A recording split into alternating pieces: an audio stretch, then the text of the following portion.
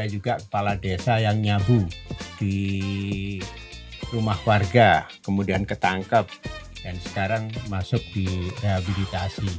Nah, separah apa sebetulnya indisipliner yang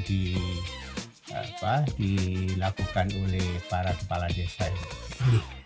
Punten, itu kan kasus-kasus Ya, dan subjektif Pak ya. ya, Jadi saya ambil sebuah gambaran yang sebenarnya. Yang tertarik adalah kaitannya dengan ada seorang kepala desa yang tertangkap nyabu. Itu akhirnya kami lakukan koordinasi dengan pihak BNK dan Kasat Narkoba Polres.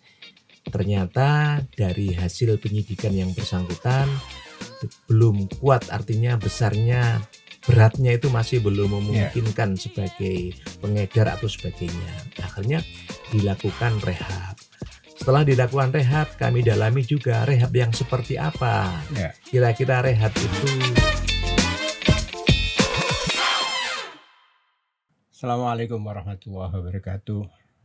Jumpa lagi di Ngopi Disik, Ngobrol Pagi Dialog Gresik yang akan selalu menampilkan perbincangan menarik. Di hari-hari ini tentu banyak sekali isu yang beredar di masyarakat, dan kali ini kita akan berbincang tentang dilema disiplin kepala desa di Kabupaten Gresik. Tentu ini didasarkan ada beberapa kejadian yang membutuhkan perhatian, dan telah menarik perhatian masyarakat, terutama masyarakat desa, terkait dengan disiplin kepala desa. Yang banyak sekali berita-berita yang menuliskan bahwa ada kepala desa yang hanya absen lalu meninggalkan kantor desanya, sementara masyarakat yang membutuhkan tidak terlayani. Nah, untuk berbincang tentang dilema disiplin kepala desa di Kabupaten Gresik ini sudah hadir di studio. Saya sangat berbahagia sekali sudah dihadiri Kepala Dinas Pemberdayaan Masyarakat Desa Kabupaten Gresik. Kita sapa saja Bapak Dr. Andes Haji Abu Hasan SHMM. Assalamualaikum Pak Abu. Waalaikumsalam warahmatullahi wabarakatuh. Kabar baik? Alhamdulillah Pak Sehu. Iya. Masih banyak kegiatan, terakhir yang paling banyak apa Pak? Alhamdulillah di kesempatan ini kita ikut melakukan kolaborasi dengan Dinas Koperasi dan Perdagangan kaitannya dengan mempersiapkan berdirinya Koperasi Desa Merah Putih. Dan alhamdulillah dari jumlah 330 desa dan 26 kelurahan tuntas memegang AHU semuanya, artinya sudah berdiri, sudah berstatus hukum, tinggal bagaimana ke depannya nanti, itu yang perlu dibicarakan bersama. Luar biasa kerja keras Pak Abu Hasan sudah menuai hasil dengan berdirinya 365 desa dan kelurahan, semuanya sudah mendirikan koperasi Merah Putih dan semuanya sudah berbadan hukum. Luar biasa. Baik, nanti kita berbincang lagi tentang koperasi Pak Abu. Persoalannya adalah sejauh ini dari 330 desa, itu gambaran secara umum kemajuan desa seperti apa? Terima kasih. Di tahun 2025 kami menyampaikan terima kasih semuanya kepada UPD terkait, pada Pak Camat, pada Pak Kepala Desa, menempatkan 330 desa itu di indeks desa membangunnya. Jadi indeks desa membangun itu ada beberapa tahapan. Yang terendah adalah sangat tertinggal, kemudian berkembang, maju dan mandiri. Di tahun 2024 kemarin ada 290 desa kita yang sudah mandiri dan 40 yang masih maju. Di tahun 2025 ini alhamdulillah Pak Sehu, apa yang kita lakukan kerjasama baik dengan pendamping desa, dengan masyarakat desa, dengan kepala desa dan semua unsur yang terlibat di desa, mengantarkan 330 desa itu menjadi statusnya mandiri semua. Ya, kami berharap kemandirian ini tetap dijaga karena tidak nutup kemungkinan yang namanya kemandirian desa itu juga akan turun gridnya apabila variabel-variabel yang disyaratkan di sana menurun dan sebagainya. Ya, ini agar tidak salah pengertian di masyarakat kita.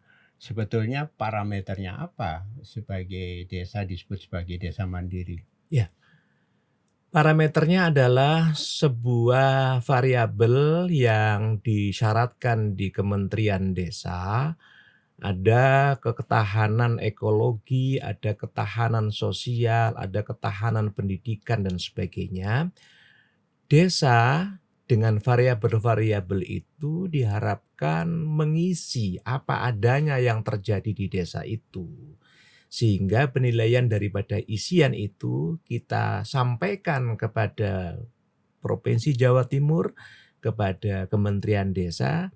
Kementerian Desa yang mengotak-atik, yang menentukan bahwasanya desa di Kabupaten Gresik A sampai Z ini mempunyai nilai sekian. Ya. Dari nilai ambang batas yang diberikan itu, akhirnya kita masuk di nilai mandiri semuanya, Pak Seng.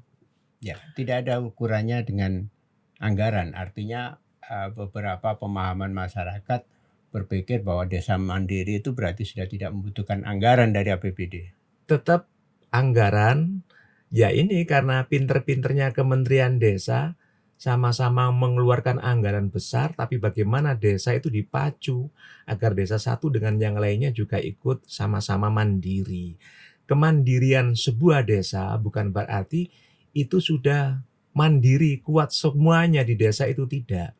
Tapi yang saya sebutkan tadi itu, kemandirian itu adalah bagaimana masyarakat di desa itu fasilitasi pendidikan dekat enggak? Ada sekolahan enggak di sana? Ada pasar enggak di sana? Bagaimana desa itu menetapkan kontingensi bencana dan sebagainya, itu menjadi salah satu tolok ukur sehingga yang disebut mandiri adalah bukan pada tidak butuh dan butuhnya uang, tapi bagaimana masyarakat desa itu bisa melakukan pembiayaan, pemberdayaan sesuai dengan apa yang sudah digariskan oleh Kementerian Desa dan SDGs tentunya. Ya, Pak Abu, beberapa waktu terakhir ini banyak sekali kejadian-kejadian yang mencoreng institusi desa. Iya. Ya, yang terakhir yang saya dengar bahwa ada kepala desa yang indisipliner, masuk absen setelah itu meninggalkan kantor, dan banyak keluhan masyarakat yang tidak terlayani karena itu. Beberapa waktu sebelumnya di bulan Mei ada juga kepala desa yang nyabu di rumah warga, kemudian ketangkep dan sekarang masuk di rehabilitasi. Nah, separah apa sebetulnya indisipliner yang dilakukan oleh para kepala desa ini? Nggih. Ngapunten, itu kan kasus-kasus dan subjektif, Pak ya. Jadi saya ambil sebuah gambaran yang sebenarnya. Yang tertarik adalah kaitannya dengan ada seorang kepala desa yang tertangkap nyabu. Itu akhirnya kami lakukan koordinasi dengan pihak BNK dan Kasat Narkoba Polres. Ternyata dari hasil penyidikan yang bersangkutan belum kuat, artinya besarnya, beratnya itu masih belum memungkinkan sebagai pengedar atau sebagainya. Akhirnya dilakukan rehab. Setelah dilakukan rehab, kami dalami juga rehab yang seperti apa. Kira-kira rehab itu memberhentikan pelayanan publik, apakah rehab itu bisa disambi dalam artian sehari melakukan rehab, kemudian pulang lagi dan sebagainya. Alhamdulillah dari laporannya Pak Camat sudah selesai dilakukan rehab dan ini hanya sifatnya ke depannya adalah bukti lapor yang diberikan. Sehingga Pak Camat koordinasi dengan kami untuk salah satu kepala desa yang di Bawean sana bisa untuk diaktifkan kembali karena dalam tugas-tugas pelayanan publik masih bisa memungkinkan untuk dilakukan. Yang kedua kaitannya dengan yang akhir-akhir ini sempat marak juga seorang kepala desa, balai desanya didemo karena mobil siaga. Ya, karena mobil siaga. Karena mobil siaga. Ternyata saya dalami di sana, yang kebetulan kemarin juga dengan Komisi A tentunya, Pak Kepala Desa juga hadir. Itu adalah saluran informasi yang mandek, yang tidak tersambung. Ya. Karena masyarakat desa itu berharap kepada perangkat desanya selaku penjadwal dari mobil itu. Ya. Di saat perangkatnya itu menerima keluhan dari masyarakat yang mestinya itu harus disampaikan pada Pak Kepala Desa, dianggap biasa-biasa saja sama perangkatnya itu. Ya. Akhirnya terjadilah demo. Ya. Di saat demo, Pak perangkatnya itu malah yang gebrak-gebrak meja. Di saat perangkatnya gebrak meja, akhirnya ya dibalas sama pendemo dengan melayangnya kursi-kursi yang Ya. ada itu. Ya. Kita lakukan pendekatan dengan Pak Camat, dengan Muspika dan sebagainya. Ternyata ya kembali pada saluran informasi yang tidak tersambung tadi Ya. itu. Diakui oleh Pak Kepala Desa, selama ini kebutuhan daripada mobil siaga tidak tersampaikan kepada kami, diatur-atur sendiri, dibijaksanai sendiri sama perangkat itu. Ya. Pak Hasan, jujur saya katakan, katanya, mobil siaga di tempat kami itu 3, Pak. Kebetulan yang rusak itu yang dipampang di depannya balai desa itu. Ban belakangnya kita ambil karena rusak itu dua-duanya. Kadang-kadang mobil satunya juga dipakai, kadang-kadang mobil saya pun juga dipakai. Jadi sebetulnya tidak ada alasan kalau masyarakat desa itu mengatakan tidak terlayani dengan mobil siaga. Semata-mata itu hanya karena rasa kejengkelan dengan apa yang diperlakukan Pak Perangkat tadi kepada para pendemo. Akhirnya sudah disepakati sama BPD, sama Pak Kepala Desa, dan ini menjadi pembelajaran kita bersama. Persoalannya kan ada korban, Pak. Korbannya itu memang orangnya sakit, Pak. Ya. Sakit keras katanya Pak Kepala Desa di hadapan Komisi A juga seperti itu. Kemudian dibawa ke puskesmas dengan mobil Tosa. Dari mobil Tosa ke puskesmas, dari puskesmas dibawa ke rumah sakit itu pakai ambulan. Kemudian selang beberapa hari kemudian beliaunya wafat. Ya. Artinya masyarakat meyakini bahwa itu ada kelalaian. Ya, bisa juga diartikan seperti itu. Masyarakat merasa tidak mau tahu, tersambung tidak tersambung informasi. Ya. Yang penting kebutuhan ini harus terlayani. Ya. Ya, menghadapi seperti ini seperti apa, Pak? Artinya kan bahwa ini sudah dalam artian meremehkan kepentingan masyarakat, bahwa itu dianggap hal yang biasa saja, tapi akibatnya cukup fatal karena pasien tidak tertolong. Ya, evaluasi yang kita lakukan dengan Muspika Kecamatan, ya mungkin ini harus ada evaluasi bersama sehingga ditentukan dalam forum itu bahwa masyarakat desa menghendaki adanya 2 orang supir. Kalau supir yang satu tidak ada, bisa ganti yang satu. Yang kedua, masyarakat berharap agar biaya terhadap yang ditimbulkan pemakaian mobil siaga itu disiasati atau dibiayai oleh desa. Ya. Nah, ini yang menjadi perhatian kita bersama. Apakah kasuistik yang ada di desa itu sama dengan desa-desa yang lainnya? Saya tidak bisa bayangkan kalau mobil siaga itu kemudian dari sisi honor supir, dari sisi bensin, meskipun sudah mendapat rapat bersama dengan BPD musyawarah desa, tapi saya pikir ini terlalu besar dan rasanya tidak mungkin kalau itu dibiayai dengan dana desa. Dana desa itu dana yang besar, tapi nampaknya besarnya dana desa itu sudah dipatok dengan persentase kegiatan. Ya. Bagaimana harus ada ermak-ermak nasional yang menjadi prioritas. Stunting, BLT-DD, minimalnya, maksimalnya. Kemiskinan ekstrim dengan BLT-DD-nya, dengan ketahanan pangan yang minimal 20% dari dana desa. Sehingga saya lihat memang kegiatan-kegiatan pembangunan ini jauh kecil biayanya dibandingkan dengan program-program yang menjadikan prioritas utamanya adalah ermak-ermaknya nasional. Artinya belum ada solusi. Untuk mobil siaga? Iya. Sudah ada solusi musyawarah dengan desa kemarin, meskipun nanti tidak diambilkan dari dana desa, tapi kita berharap ada pendapatan-pendapatan asli desa yang memungkinkan untuk membiayai itu. Ada beberapa sumber kayak di daerah yang ada masalah itu kan punya juga wisata. Artinya begini, perencanaan untuk pengadaan mobil siaga itu tidak terpikirkan sampai pada operasional. Tidak terpikir pada operasional karena mobil siaga itu kita adakan di tahun 2022, tahun 2023 kemarin.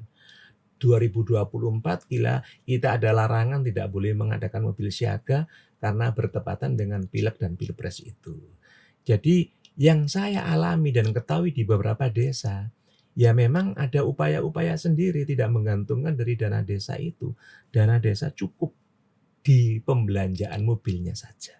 Ya, artinya bahwa perencanaan yang dilaksanakan oleh pemerintah kabupaten itu tidak mengantisipasi adanya biaya operasional yang mungkin timbul terhadap mobil siaga. Artinya menjadi hal yang percuma ketika tidak ada operasional.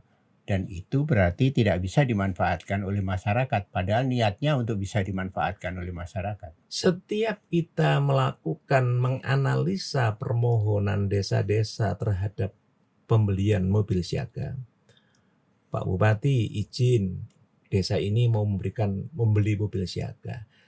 Di permohonannya yang bersangkutan ada klausul bahwasanya operasional terkait dengan mobil siaga itu akan disiapkan secara mandiri oleh desa.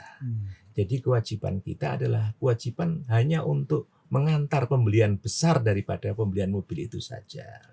Karena desa satu dengan desa yang lainnya beda-beda. Kayak di wilayah Kecamatan Manyar itu memang ada dari desanya yang menyiapkan BBM dengan segala-galanya. Di daerah Bunga sana mungkin ada hanya mobilnya saja. Ya. Untuk BBM-nya ditanggung oleh masyarakatnya. Ya, artinya tidak ada pengajuan yang langsung bisa dikatakan bahwa ada jaminan mobil siaga akan bisa dimanfaatkan oleh masyarakat. Kalau ceritanya seperti itu, artinya desa pun gampang untuk menyiapkan biaya operasionalnya, yang sebagian seperti ini, sebagian seperti itu. Berarti belum ada jaminan bahwa semua yang punya mobil siaga itu bisa dimanfaatkan oleh masyarakat. Ada pasal yang di dalamnya kita pemerintahan desa itu bisa menggunakan 3% dari nilai operasional. Ya. Nah, mungkin nilai 3% itu dianggap kecil oleh desa, sehingga harapan kami kalau toh desa sudah mempersiapkan 3% itu kemudian kurang, ya sekali lagi kekuatan desa pada sumber pendapatan yang lain. Ya, Pak Hasan, terkait dengan disiplin. Yang terakhir beritanya di Karanggading atau di mana itu. Yang saya tahu bahwa ada masyarakat yang melalui medsos menyampaikan bahwa perangkat desanya, mulai dari kepala desanya hanya absen, setelah itu meninggalkan kantor desa. Dan ini diikuti oleh dibenarkan oleh perangkat yang lain dengan cara melindungi kepala desanya dengan alasan macam-macam. Tapi masyarakat tidak mendapatkan pelayanan. Seperti apa sebetulnya disiplin kepala desa? Berbicara masalah disiplin kepala desa dan perangkat desa. Awal-awal kami juga sudah memberikan edaran tentang jam masuk kerja dan sebagainya. Inilah pentingnya kita melakukan sebuah terobosan bagaimana yang namanya pelayanan publik itu tidak harus bertemunya kepala desa sama pemohon. Ya. Nah, kita juga sering membaca di saat media medsos menyampaikan hal-hal seperti itu, akhirnya kami lakukan cek ke lokasi. Apakah benar yang terjadi seperti itu? Ya, kadang-kadang di saat teman-teman media datang di balai desa itu, Pak Kepala Desanya memang keluar. Di saat perangkat desanya ditanya keluar kemana, juga perangkat desanya tidak tahu atau bagaimana, sehingga antara teman-teman media sama teman-teman perangkat ini sempat terjadi gaduh dan muncullah ada beberapa kabar yang seperti itu. Tapi bagi kami Pak Sehu yang penting kan pelayanan tidak terputus. Ya. Pelayanan tidak terputus, kita sudah menggariskan kepada para perangkat desa, kalau toh hari kerjamu itu 5 hari atau 6 hari, ya masuk kamu seperti itu. Dalam seminggu ada 37 jam, 30 menit dan sebagainya, itu menjadi patokannya. Tapi banyak teman-teman dari perangkat desa, Pak, saya itu Pak 24 jam. Ya mesti aja 24 jam rumahmu sendiri di sini. Nah, berbicara masalah pelayanan publik Pak Sehu, kita ini kan mengantisipasi. Kabupaten kita ini kan masyarakatnya industri, masyarakat pekerja. Di saat orang pencari pelayanan yang kebetulan itu adalah pekerja pabrik, jam 7.30 pabrik sudah masuk. Ya. Sementara kita juga masuk. Artinya orang ini tidak akan menerima pelayanan di Ya. saat waktu Ya. yang seperti itu. Di hari kerja. Pulang pun juga seperti itu. Ya. Jam 4 mereka pulang, jam Ya. 4 kita juga pulang. Ya. Nah, maksud kami dengan ESAD tadi itu, sistem informasi desa itu, harapan kami ada yang tersambung layanan-layanan publik itu. Sehingga di eranya Gus Yani ini coba kita melaunching sistem informasi pemerintahan desa dengan menempatkan tanda-tanda tangan yang Sri Kandi, yang hanya pakai barcode itu Pak, digital itu. Harapannya seperti itu. Kalau yang jenengan sebut ada yang masih tidak disiplin, ya sekali lagi 330 kepala desa dengan background ilmu dan kemampuan yang berbeda-beda menjadi kewajiban kami yang ada di BMD untuk melakukan pembinaan. Seperti apa sebetulnya Pembinaan. cara jenengan minimal lah monitoring aja dulu. Monitoring. Sementara di pelosok desa, jenengan di kota, bagaimana monitoring untuk memastikan bahwa mereka disiplin? Siap. Ada pendelegasian wewenang yang diberikan Pak Bupati kepada para camat dalam hal pemerintahan, dalam hal keuangan, dan juga ada tugas-tugas yang menjadi tusi daripada kami. Pertama, kita melakukan pembinaan. Hari-hari ini kita sedang mengumpulkan kasih-kasih yang ada di wilayah desa. Pertama, kasih perencanaan. Kita undang semuanya. Kenapa kita undang kasih perencanaannya? Di awal tahun anggaran, di akhir tahun anggaran, mereka-mereka ini yang terlibat langsung dalam perencanaan yang mendampingi para BPD dan kepala desa. Setelah itu kita hari selanjutnya kasih pelayanan, kita undang semuanya meskipun dengan sistem Zoom dan sebagainya. Ini adalah metode-metode awal dalam rangka kita memberikan dan membersamai para perangkat desa untuk bisa melaksanakan tugas dengan baik. Kemudian di saat kita melakukan kunjungan kepada desa A yang berhimpitan dengan desa B, kami hadir di sana. Memastikan apa benar sih di desa ini perangkat desanya tidak aktif, Pak Kepala Desanya tidak aktif. Saya datang di sana beliaunya ada Pak. Beliaunya ada. Sehingga kadang-kadang saya itu. Jangan-jangan sudah bersurat dulu Pak sebelum Belum, enggak. Saya itu kadang-kadang dengan berita yang disampaikan oleh teman-teman media, langsung kami klarifikasi. Artinya tidak akurat beritanya. Itu kan sebuah hak daripada penyampai berita, Pak. Akurat tidaknya itu kan tergantung pada berita itu siapa yang bikin. Pak, kok ada berita seperti ini? Oh enggak Pak, tadi itu ada yang kesini, saya kebetulan keluar lah. Hal-hal seperti itu yang perlu kita jembatani. Akhirnya banyak teman-teman media yang coba kita sharing dengan mereka, akhirnya ketemu juga, oh seperti ini tuh harapannya media dan sebagainya. Saya tidak ada kaitannya menjelek-jelekan apapun itu lembaganya, medianya, tapi yang terpenting adalah para kepala desa itu anak-anak kami yang harus kita bina dan kita tahu bahwasanya kemampuan, pengetahuan dari teman-teman kami itu adalah mungkin dari satu sisi kurang memahami dan sebagainya, kewajiban bagi kami untuk menyempurnakan itu, Pak Sehu. Ya, Pak Hasan, dari berbagai kasus yang muncul, mulai dari mobil siaga dan lain sebagainya, seberapa besar sebetulnya kerugian masyarakat? Kalau berbicara masalah kerugian masyarakat, saya ambil contoh aja, itu kan artinya isu yang mengemuka di saat karena mobil siaga tidak siap, orang meninggal gitu ya. Ya, Itu kan ya, rentetannya kan seperti ya, itu. Tapi kalau kita lihat daripada sumber yang sebenarnya, cross check dengan teman-teman dinas kesehatan yang ada di puskesmas, apakah keterlambatan dengan mobil siaga itu berakibat meninggalnya seseorang? Ternyata memang yang bersangkutan menderita penyakit kronis. Kemudian tidak meninggal di saat terlambatnya mobil siaganya itu. Wong itu sudah dirawat di rumah sakit, Pak, gitu.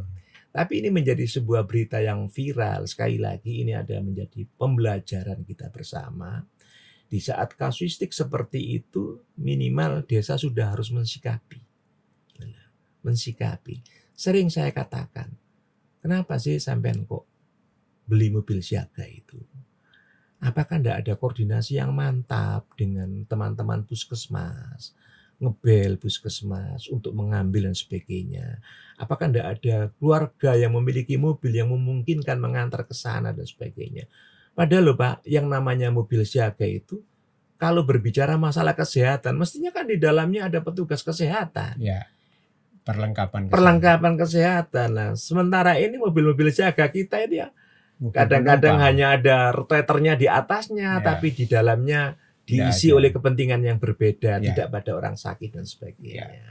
Berarti selama ini salah dalam, Ya, itu selama dalam ini pembelanjaan. pembelanjaannya mobil siaga itu mengartikan mobil siaga itu bagaimana sampai di saat pemerintah melarang untuk pembelian mobil siaga di tahun 2024 kemarin, saya katakan untuk tahun ini memang dilarang karena kita masih fokus pada pilek dan pilpres.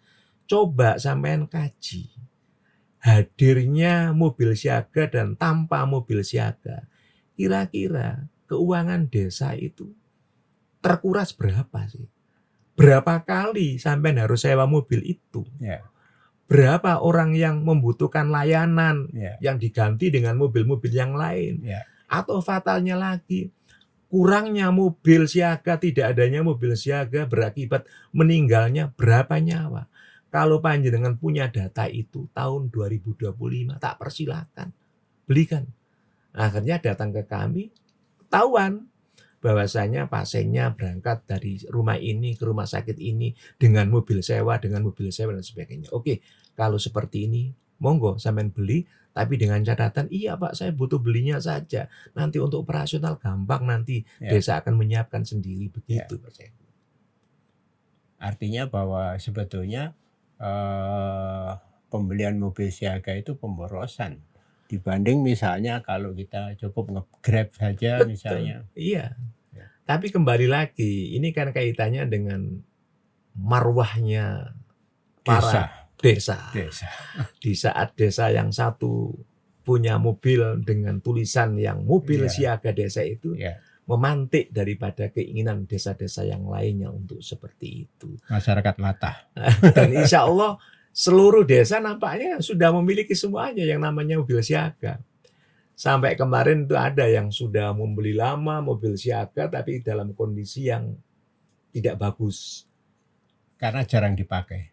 Enggak, memang produknya itu produk yang tidak bagus, mobil bekas. Ya. Terus saya katakan, loh kamu sudah punya mobil, kenapa? Biayanya mahal Pak. Terus gimana?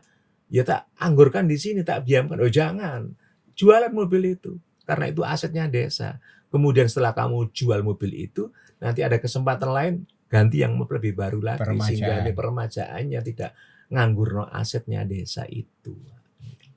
Ya, jadi selama ini perlu digarisbawahi bahwa pengadaan mobil siaga sebenarnya sebuah pemborosan yang sebetulnya tidak perlu dan bisa diatasi dengan cara yang lain. Betul.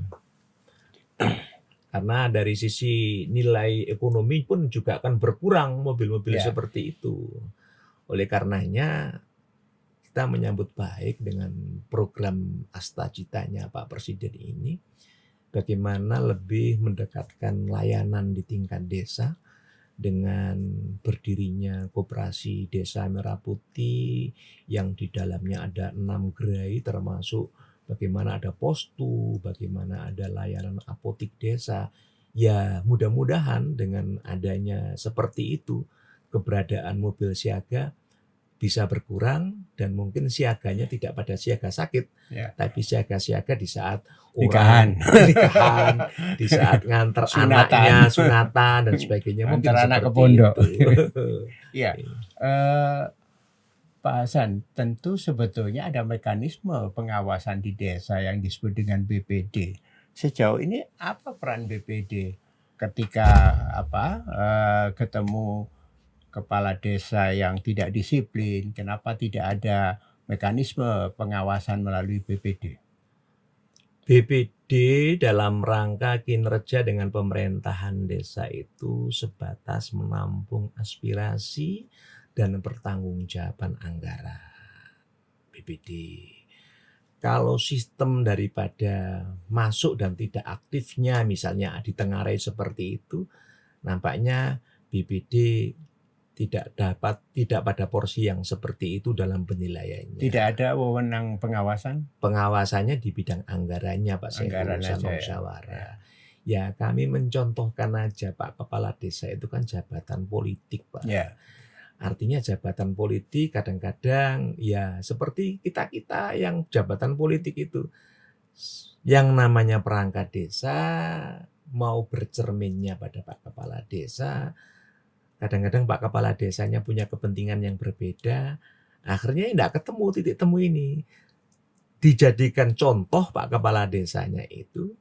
Tapi kadang-kadang perangkat banyak menuntut. Masuk sampean itu. Kayak saya perangkat desa kan gitu dah. Tapi kita memafhumi semuanya di saat jabatan politik itu diemban oleh Pak Kepala Desa, maka kewenangan untuk pengawasan di tingkat BPD maupun kita yang terpenting ada daftar hadirnya lengkap, dikirim kami, ada masalah, kita selesaikan, kemudian kita melakukan pembinaan, baik itu yang bermasalah maupun tidak, ya cukup itu yang kita lakukan. Ya, hanya ada absen yang lengkap. Artinya tidak perlu PMD memastikan bahwa kepala desa memberi layanan pada masyarakat. Layanan itu diketahui lambat dan tidaknya, tidak tercapainya layanan dan sebagainya itu selama ini tidak ada. Yang dimunculkan di media sosial itu kan di saat ada media datang, orangnya tidak ada. Itu Pak. Bukan pada pelayanan. Kalau pada pelayanan kami bisa langsung kontak sama yang bersangkutan. Kami bisa mendatangi dengan yang bersangkutan. Jadi sebatasnya ini adalah faktor ketidakjumpaan teman-teman media, kemudian itu menjadi besar. Keluhan di masyarakatnya saya pikir di urusan pelayanan publik surat-surat aman-aman saja Pak Syekh. Ya, artinya melihat gambaran yang dipaparkan Pak Hasan tadi bahwa di tingkat desa perimbangan kewenangan itu tidak cukup berimbang antara BPD dan kepala desa, ya kan? Karena yang kita tahu kepala desa hanya bertanggung jawab langsung pada bupati. Ya, bahwa kalau misalnya ada ketimpangan kewenangan semacam ini, artinya demokrasi di tingkat desa tidak jalan, Pak. Tidak seperti itu ketimpangan demokrasinya di saat peran BPD sebagai badan permusyawaratan desa yang mengantar daripada musyawarah desa, penentuan dengan anggaran yang akan dilakukan, pertanggungjawaban yang akan disampaikan dan sebagainya. Terkait dengan yang namanya kepala desa tidak aktif, kemudian tidak ditegur oleh BPD gitu Pak ya. Ya selama ini BPD sudah melakukan pembinaan seperti itu, tapi menurut kami ketidakhadiran, kemudian ada longgarnya pelayanan publik, itu bukan menjadi kewenangan daripada BPD. BPD hanya memberikan saran, musyawarah kalau misalnya itu terjadi gitu. Tapi menegur langsung, apalagi teguran itu disampaikan dengan tulisan dan sebagainya, kok belum ada Pak seperti itu. Ya, ada lembaga yang paling tinggi di tingkat desa yang disebut lembaga musyawarah desa. Ketika ada rapat musyawarah desa, itu adalah keputusan tertinggi di desa. Sejauh ini bagaimana peran musyawarah desa itu bisa mengendalikan kebijakan yang ada di desa? Kebijakan yang diberikan bukan LMD, Pak, sekarang itu BPD. Ya, BPD, artinya ada musyawarah desa, rapat musyawarah desa. Betul. Nah, ini kan keputusannya yang tertinggi di desa. Ini adalah institusi tertinggi musyawarah desa ini, karena persyaratannya harus dihadiri oleh banyak elemen masyarakat, termasuk unsur perempuan, tokoh masyarakat, organisasi pemuda, dan semuanya. Artinya yang paling kuat legalitasnya di desa adalah musyawarah desa. Sejauh apa peran musyawarah desa ini bisa mewarnai kebijakan di desa sampai ada indisipliner oleh kepala desa? Musyawarah desa yang dilakukan oleh BPD, semua unsur masyarakat itu lebih berbicara masalah program yang ada di desa itu dalam setahun berjalannya.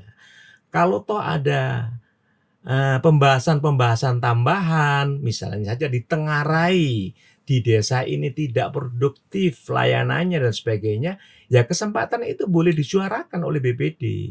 Sehingga menjadi sebuah catatan musyawarah, BPD dengan hasil musyawarahnya menyimpulkan bahwa layanannya itu perlu ditingkatkan. Lah, selama ini yang terkirim di kami adalah berbicara musyawarah penganggaran, Pak. Ya. Tidak berbicara pada musyawarah bagaimana kedisiplinannya itu. Ya. Dalam musyawarah desa tentu ada kebijakan yang bisa create, yang bisa dibuat, yang bisa disusun waktu musyawarah desa. Contohnya adalah peraturan desa. Betul. Mungkin tidak di musyawarah desa itu menelurkan peraturan desa untuk mengatur disiplin kepala desa. Sangat mungkin itu dilakukan. Karena kami yang di BMD juga memberikan edaran kepada para kepala desa, para camat, dan perangkat desa terkait dengan jam-jam disiplin, jam-jam kerja yang bersangkutan. Minimal dengan kasus-kasus yang ada, teman-teman BPD yang ada di desa itu bisa memahami itu dan menyampaikan kalau sekiranya di desa tersebut kurang daripada disiplinnya, kurang daripada layanannya, atau mungkin kesepakatan-kesepakatan bersama yang mungkin kan dilakukan oleh pemrakarsa BPD dengan melibatkan semua unsur itu membuat inovasi-inovasi desa yang menjadi sebuah keputusan peraturan desa. Ya, sejauh pembinaan yang sudah dilakukan oleh PMD, apa perkembangan yang bisa dilaporkan ke masyarakat terkait dengan kasus-kasus yang menimpa institusi desa ini, Pak? Ya, oke. Jadi selama ini yang kami sampaikan, sekali lagi saya banyak berterima kasih kepada desa, utamanya adalah bagaimana penguatan keuangan desa yang saya sebutkan tadi tidak hanya mengampuh dan berpedoman pada dana-dana transfer saja, maka harapan besar kami bagaimana BUMDesnya desa-desa itu bisa berkiprah, koperasinya bisa berkiprah, sehingga pendapatan asli desa bisa maksimal. Ada beberapa desa yang sudah kami katakan baik dan perlu ditingkatkan dan menjadi contoh kepada desa-desa yang lainnya untuk mencari, untuk menggali potensi pendapatan asli desa. Kemudian yang kedua adalah pembinaan yang kami lakukan, sebagaimana yang saya sebutkan tadi, adalah memberikan pembinaan kepada para perangkat. Terkait dengan kasuistik desa-desa itu kok ditengarai, tidak disiplin perangkatnya dan sebagainya, kami sarankan dan kami tetap berkirim surat kepada Pak Camat untuk bisa menyampaikan ini kepada BPD-nya. Barangkali forum-forum rapat musyawarah desa itu mengangkat tema-tema kaitannya dengan inovatif desa, kaitannya dengan disiplin desa, kaitannya dengan bagaimana kemaslahatan yang ada di desa ini tercermin dan tertulis dalam sebuah keputusan bersama itu. Ya, baik. Dari berbagai isu yang muncul terkait dengan desa, mulai dari narkoba, disiplin, mobil siaga, dan lain sebagainya. Nilai parahnya itu antara 0 sampai 10 ketemu berapa, Pak?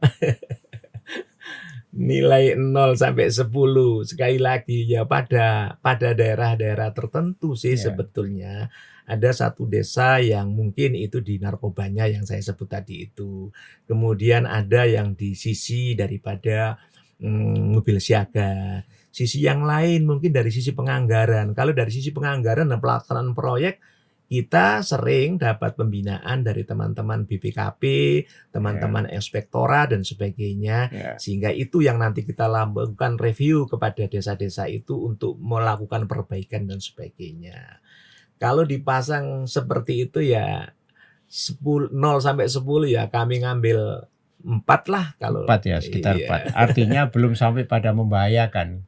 Insya Allah tidak seperti itu karena bagaimana penggunaan dana desa utamanya.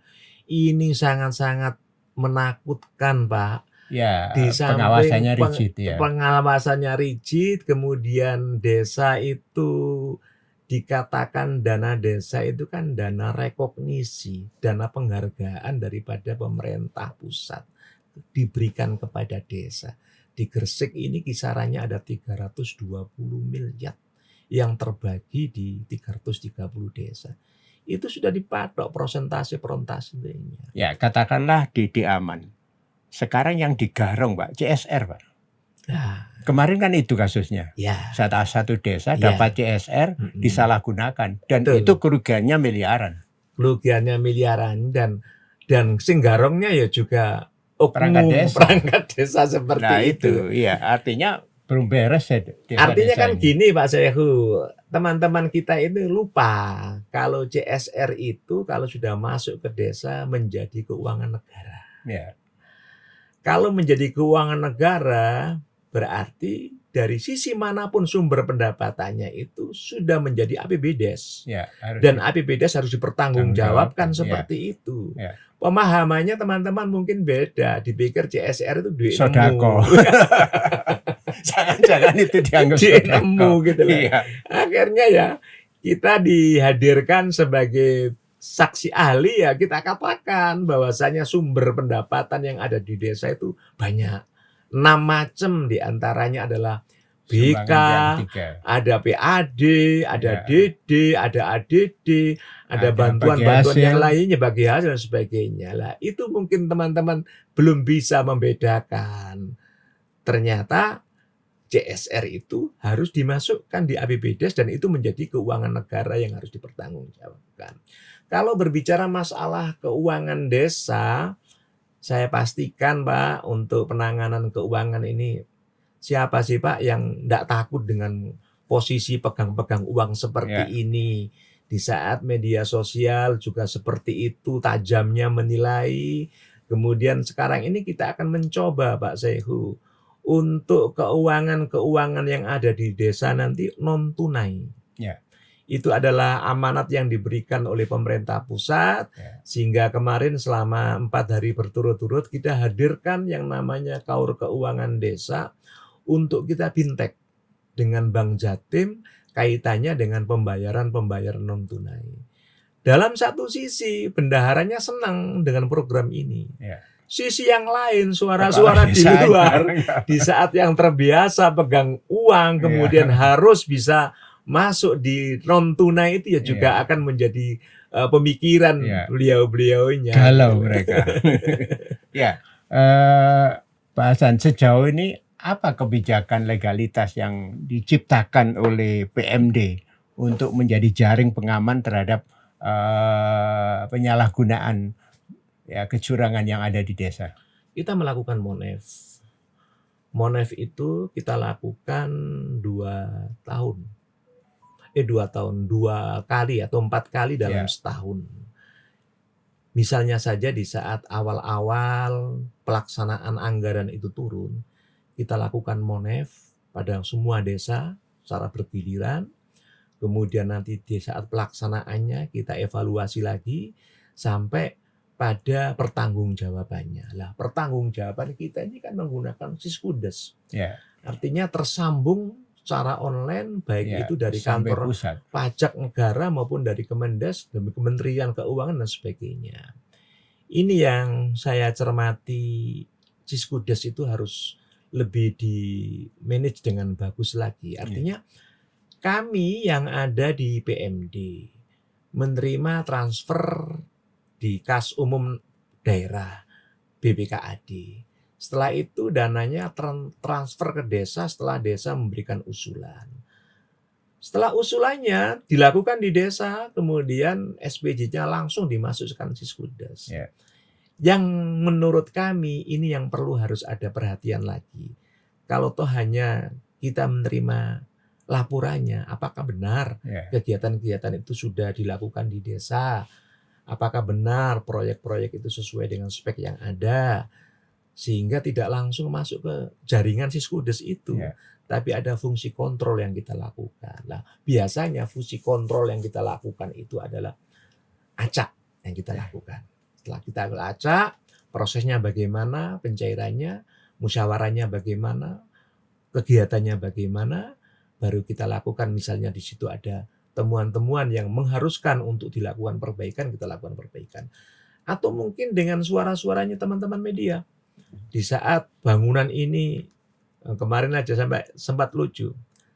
Dia itu tidak tahu kalau sumbernya keuangannya itu bangunnya di jaringan apa itu JUTED itu, jaringan pertanian Pusat itu ya. Oh, ya. Itu terus JPD. apa yang sampean ragukan apa? Itu loh Pak, lolonya. Apa lolo nih? Tak kremes gitu loh. Iso kertas-kertas. Berarti gonok semene ya enggak. Mungkin aja enggak gitu, Mas. Mungkin sampean dalam merekes pakai doa mungkin ya itu ya. Akan kekuatan doa sampean itu bisa menghancurkan. Saya bilang gitu. Oke, nanti kita sampaikan ke sana. Dan ya benar setelah kita lakukan konfirmasi ternyata iya Pak, benar katanya si pelaksana di desa. Itu bukan lulu Pak itu Pak. Itu sisa gamping saya taruh di timba, kemudian timbanya mau dipakai, tak taruh, tak kentrok gitu. Akhirnya yang diambil itu gamping dengan pasir saja Ya. Pak. Hal-hal seperti Peruntukannya itu. beda. Peruntukannya Memang tidak harus beda. pakai semen. Dan yang menjadi perhatian kami hal-hal yang seperti itu, apalagi kayak kaitannya dengan BLTDD. BLTDD itu kan sebuah hal yang gampang didengar orang. Ya.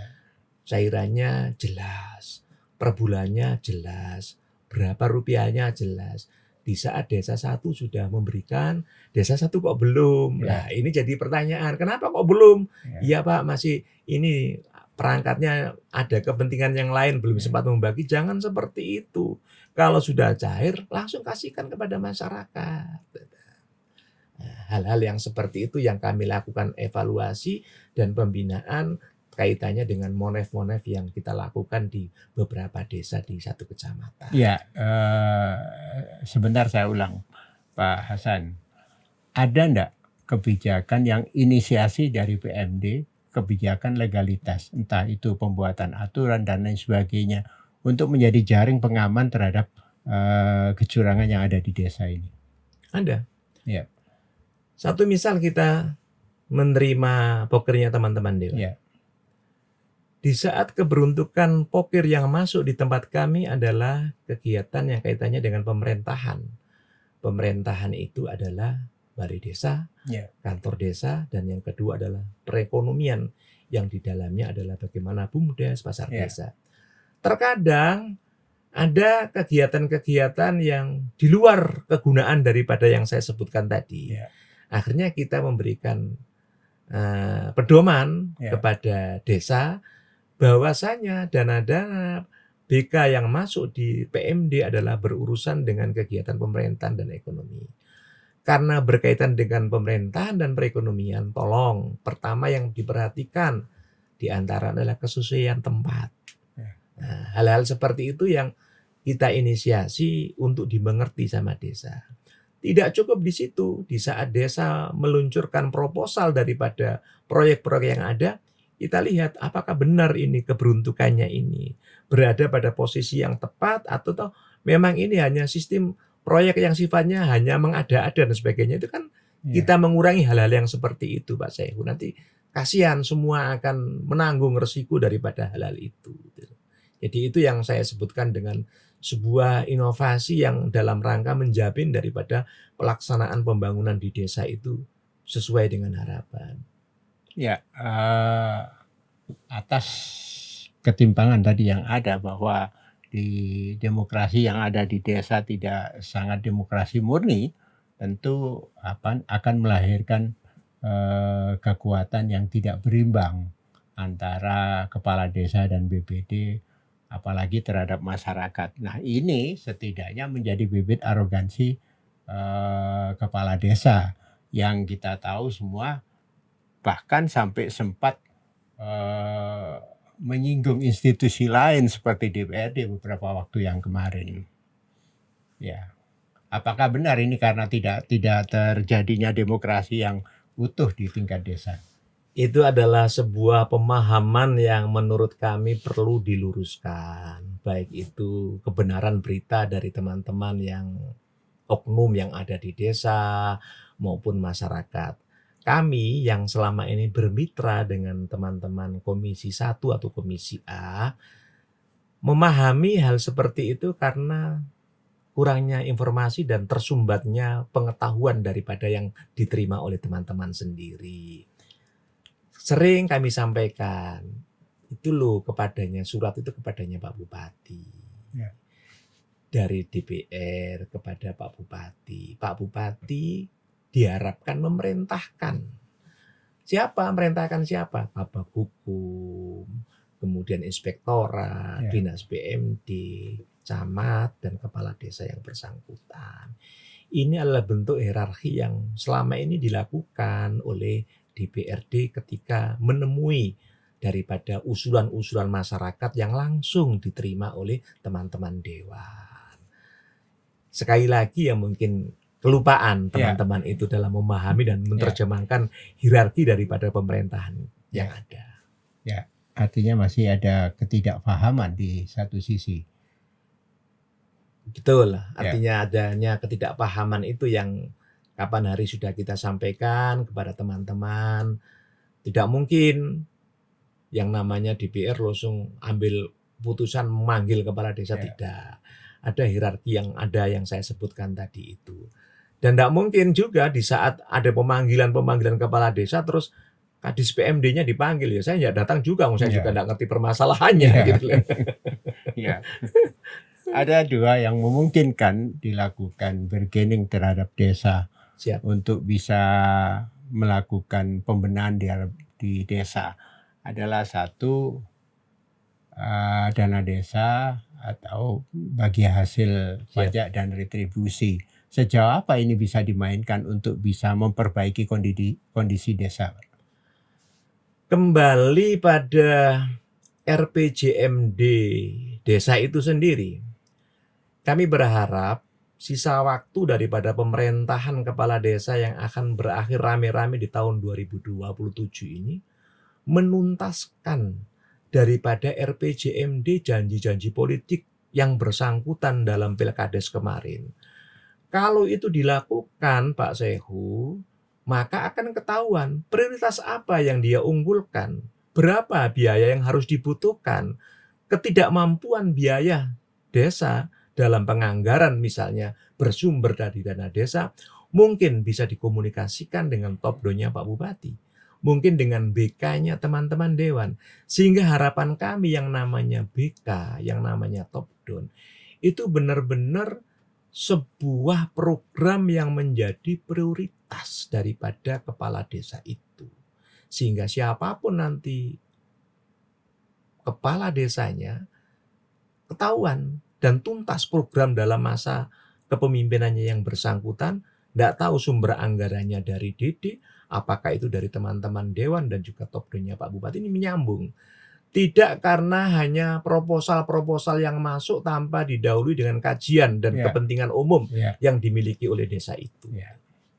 Memang pada umumnya sekarang yang penting masukkan proposal.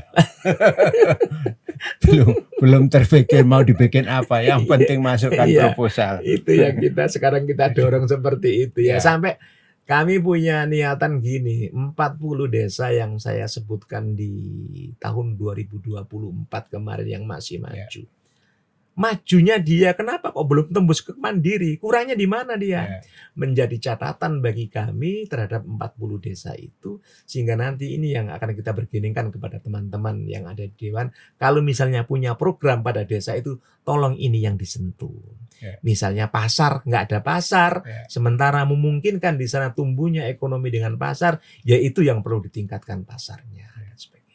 Ya, sebetulnya perlu disyukuri teman-teman yang ada di desa. Sementara saya konstituennya di kelurahan semua. Tapi ya tetap aja Pak, tetap saja Saya kan itu. sedikit. Iya, ada 26 kelurahan itu. Ya Pak Hasan, di ujung perbincangan kita ini, apa yang mesti dipesankan kepada teman-teman kepala desa atau mungkin institusi yang lain untuk bisa melakukan pembenahan perbaikan terhadap desa? Pertama adalah sekarang lagi digencarnya dengan data sen. Ya. Bagaimana penerima-penerima bantuan yang ada di desa itu sumbernya satu data. Ya.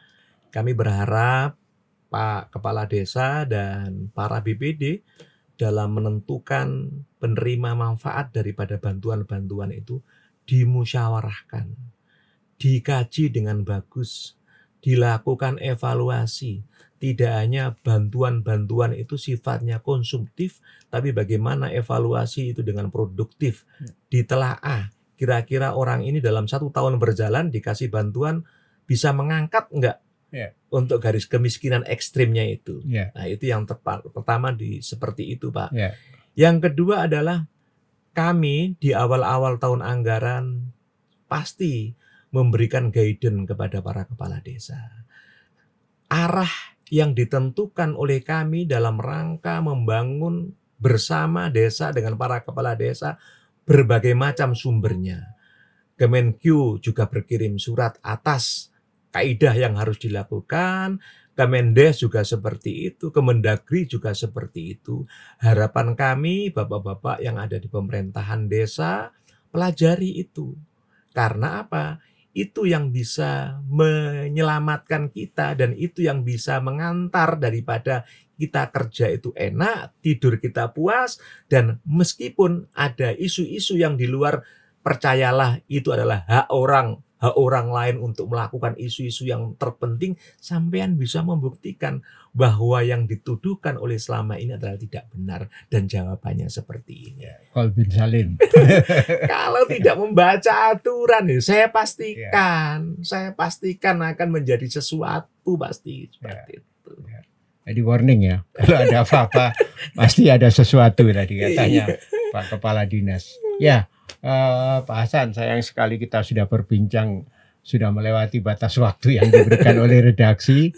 Asik sekali berbincang dengan Pak Abu Hasan SHMM yang Kepala Dinas Pemberdayaan Masyarakat Desa Kabupaten Gresik yang hari ini berbincang terkait dengan desa dan berbagai dilema yang ada di desa. Mudah-mudahan kapan-kapan bisa saya undang lagi. Amin, siap. Yang berbincang dengan topik yang berbeda. Sekali-kali kita berbicara bunga desa gitu.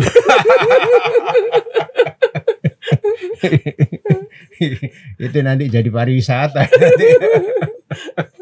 Ya, kawan-kawan kita berbincang tentang koperasi lah. Koperasi Merah Putih yang belum banyak dipahami oleh masyarakat kita.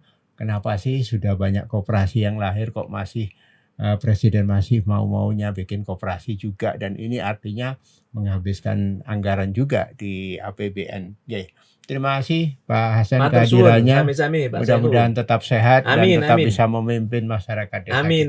Doa pemirsa, itulah perbincangan kami dengan Bapak Dr. Andes Haji Abu Hasan SHMM, Kepala Dinas Pemberdayaan Masyarakat Desa Kabupaten Gresik. Sampai ketemu di podcast yang akan datang. Assalamualaikum warahmatullahi wabarakatuh. Waalaikumsalam warahmatullahi wabarakatuh.